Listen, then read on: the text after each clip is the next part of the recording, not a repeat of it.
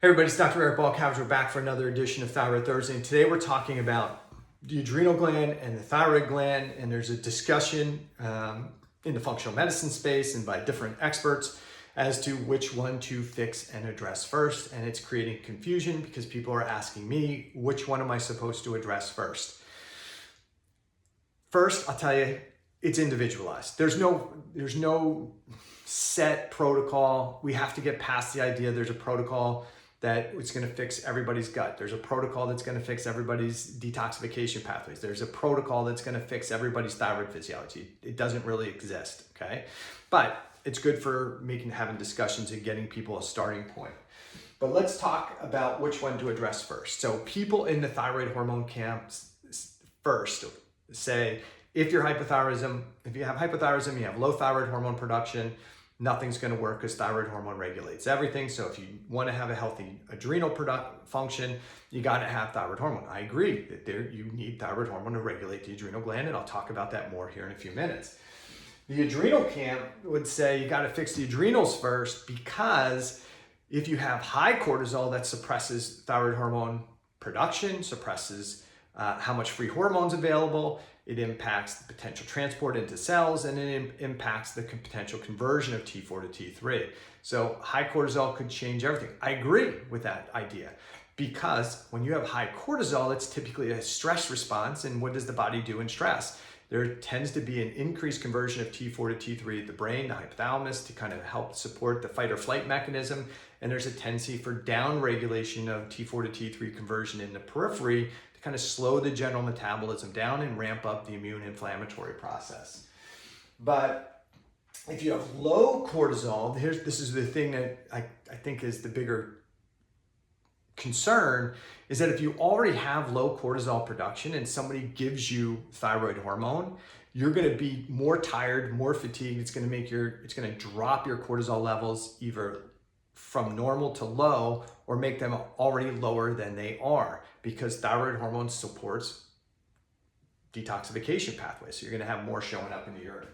And because there's less cortisol due to the increased metabolism caused by the thyroid hormone replacement, that's why people who get thyroid hormone feel fatigued. It's because they've depleted their maybe already low cortisol production levels. Maybe, but I don't think that's really the case. So let's go and talk about it. So when we have excessive cell stress, that's physical, chemical, emotional, microbial, toxins, anything that causes our cells to perceive excessive amount of stress, it can be acute or it can be chronic. And I think for most people, it's chronic over a longer period of time. That triggers something called a cell danger response. And when we trigger this cell danger response, we switch from our primary mode, which is homeostatic regulation, which means, hey, I make all the energy to do everything I need to do. And our primary role is manufacturing. I want to make enzymes and proteins in hair and skin, digestive enzymes, okay?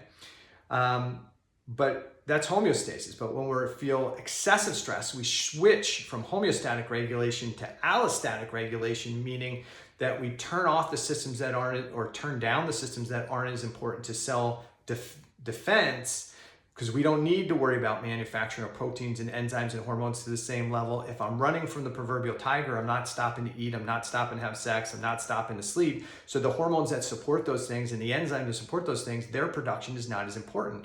Instead, we switch physiology to be focused on more immune upregulation, inflammatory upregulation, to identify, address the threat, okay?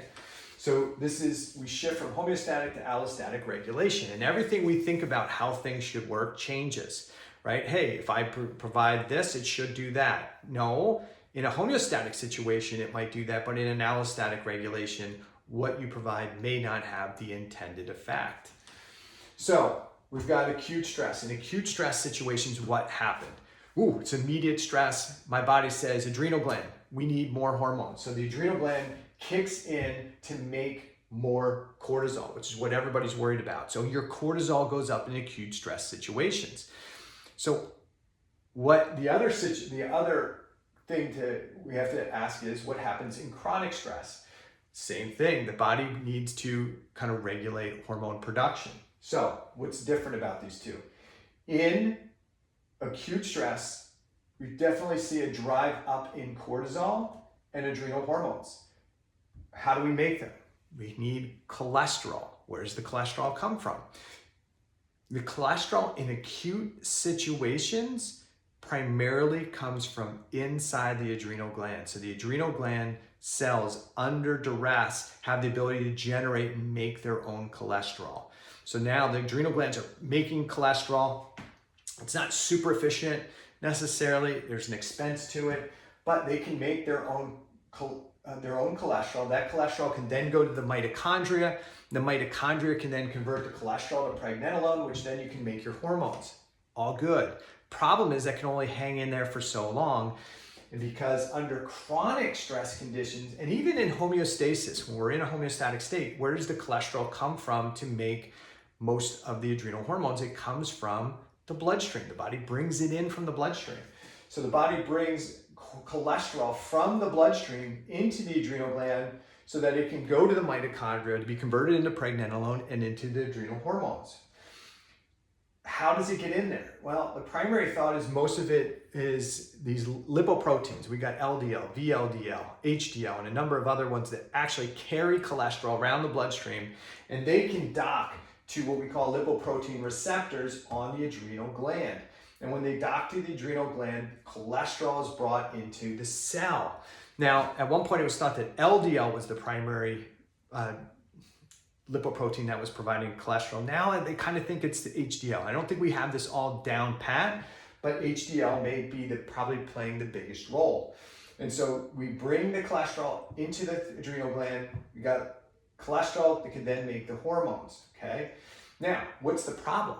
In chronic stress responses, one of the things that happens is you get decreased conversion of T4 to T3 at the cell level. And if it's impacting the adrenal gland, now I have, or other tissues, there's going to be less circulating T3 to be brought into the cell, and there's less T4 to T3 effect maybe at the adrenal gland. What happens? You're going to have less lipoprotein receptor function because these things are T3 dependent. You need T3 for these things to function appropriately. Reason two, when we have hypothyroidism, what do we typically see? We see an elevated cholesterol, elevated LDL, and lower HDL. Why does that happen? It's a whole different discussion. I'll get into it on another video, but there's less HDL. What does that mean for adrenal cortisol production? Well, if I have less HDL in the system, I probably have less cholesterol coming into the adrenal gland to make cortisol. So what happens to cortisol? Cortisol goes down. And where do we make cholesterol into pregnenolone is in the mitochondria. If I have decreased T4 to T3, I have less T3 in the adrenal gland to make cholesterol into pregnenolone. So what happens to cholesterol? Cholesterol goes down, okay? So the question is, why does thyroid hormone seem to cause fatigue when people take it? Is it because it's increasing the metabolism of cortisol that's already low?